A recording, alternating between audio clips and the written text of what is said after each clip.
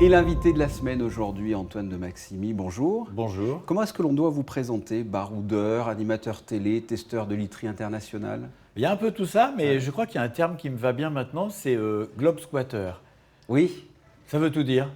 Justement, pour beaucoup de personnes vous connaissent, j'en discutais déjà en antenne avec toute l'équipe, tout le monde me dit « Ah, j'adore ce qu'il fait, j'adore ce qu'il fait ».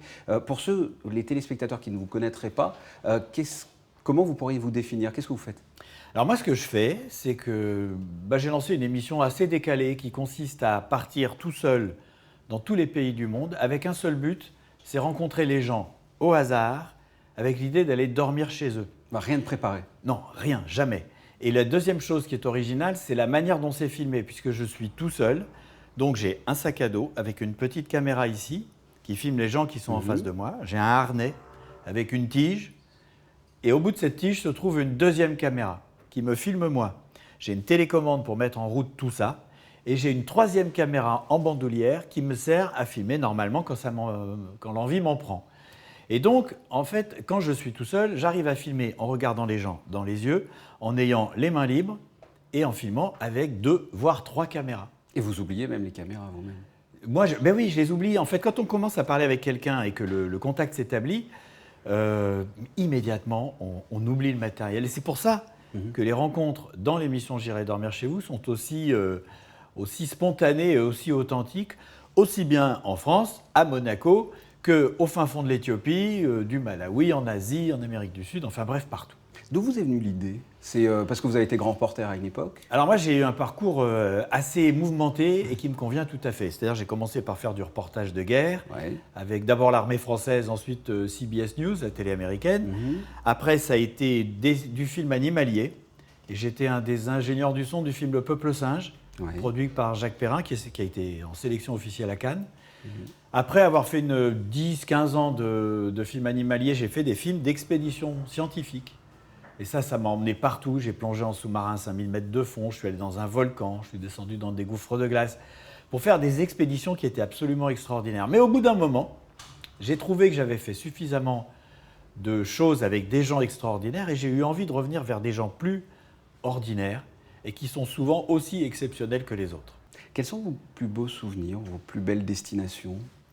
Oh, il y en a plein. Le problème, c'est que je suis allé dans quand même plus de 110 pays, dont plus de 60 pour la série.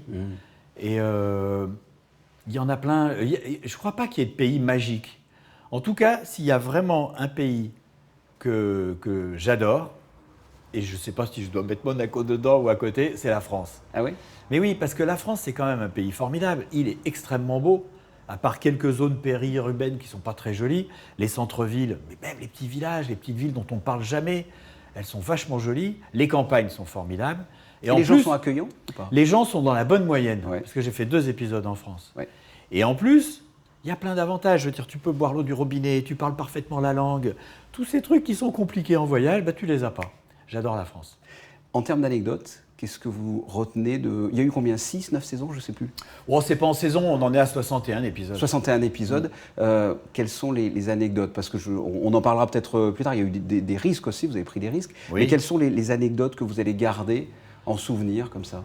Alors, les anecdotes, c'est souvent les plus fortes et effectivement les risques, les moments où ça devient compliqué.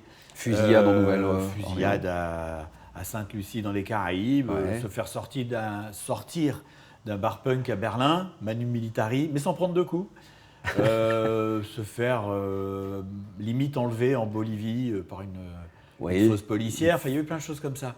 Et c'est d'ailleurs ces choses-là... Vous avez été obligé d'arrêter l'émission d'ailleurs? J'ai pas arrêté l'émission, j'ai quitté le pays et je suis passé au Pérou. C'est ça.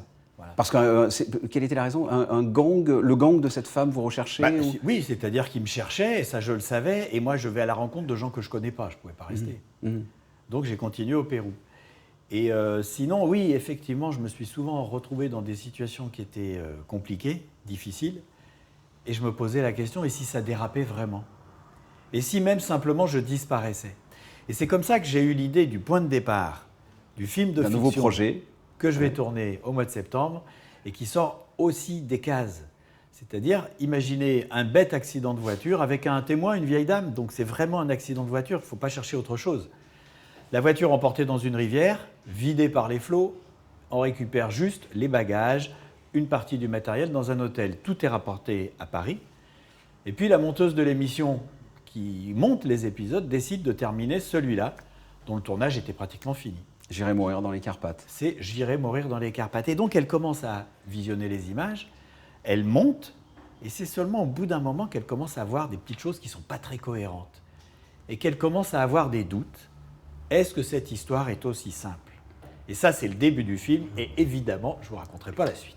Alors justement, j'allais y venir, hein. J'irai mourir dans les Carpates. Vous venez de nous expliquer la raison, l'idée de départ. Vous avez commencé à expliquer un petit peu, vous avez déjà tout le scénario de prêt, vous le avez scénario tout le casting. est pris.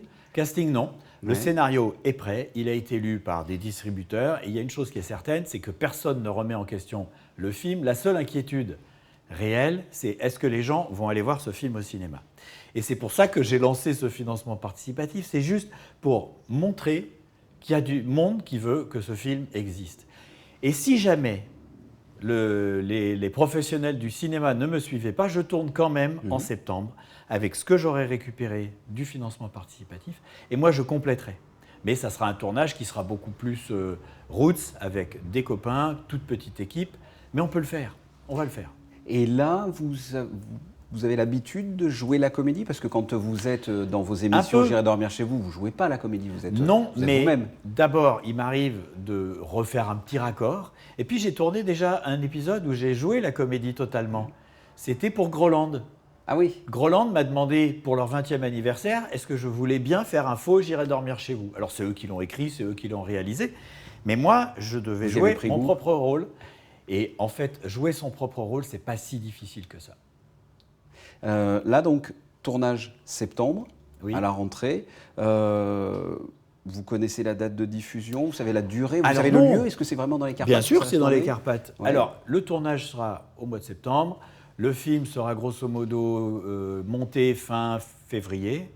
La copie sera terminée fin avril. Alors, j'aime bien dire que ça sera prêt pour Cannes. On verra. Pour l'instant, c'est absolument pas sûr que j'aille là-bas. Et puis après, la sortie, elle devrait intervenir entre septembre et décembre, deuxième semestre en tout cas, 2020.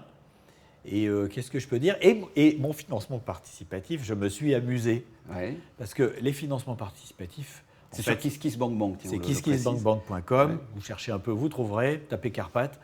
Et en fait, ce qui est amusant, c'est que normalement, on a des contreparties. C'est-à-dire que si tu mets 50 €, ben, tu auras une place pour aller voir le film et tu auras une chemise rouge, le même modèle, brodée, J'irai dormir chez vous. Bon, il y a des cartes postales, il y a des trucs rigolos. Ouais. Et avec des trucs parfois qui montent plus cher, hein, avec des exclusivités, un DVD dans lequel il y aura des scènes que personne n'a jamais vues. Là, on va mettre 2 heures d'image. Mais en plus de ça, je me suis amusé à faire 2 bonus qui sont valables pour tout le monde. Quoi qu'on ait mis sur le financement, tous les contributeurs sont égaux. Et je vais inviter 100 personnes, plus leurs conjoints, chez moi à une grande fête début juillet, c'est dans pas longtemps. Et puis une dizaine de personnes également tirées au hasard qui viendront dormir à la maison sur des matelas gonflables, parce que chez moi, ce n'est pas un hôtel. Et je trouve que de faire ça, ça sort des cases. Et de toute façon, je veux dire, l'adversité, ça ne m'a jamais arrêté. Et J'irai dormir chez vous, personne n'en a voulu au début, personne. Hein. C'est vrai? Ah non, TF1 jusqu'à M6, les grandes chaînes ont toutes dit non.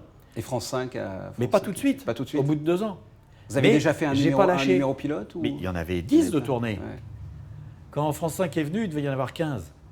Mais France 5, c'est France 5 qui a fait connaître l'émission. Parce que je n'ai pas lâché, je ne lâche pas, je suis un gros têtu. Alors là, je me retrouve avec ce film qui est compliqué à mettre en marche.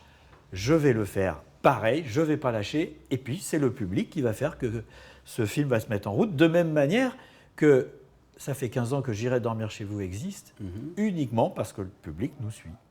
Donc J'irai mourir dans les Carpates si vous voulez aider à soutenir le projet KissKissBankBank. C'est exactement ça. Bon, on va regarder ce film avec impatience. J'espère bien. Antoine de Maximi, merci. Merci beaucoup. À nos questions. Merci.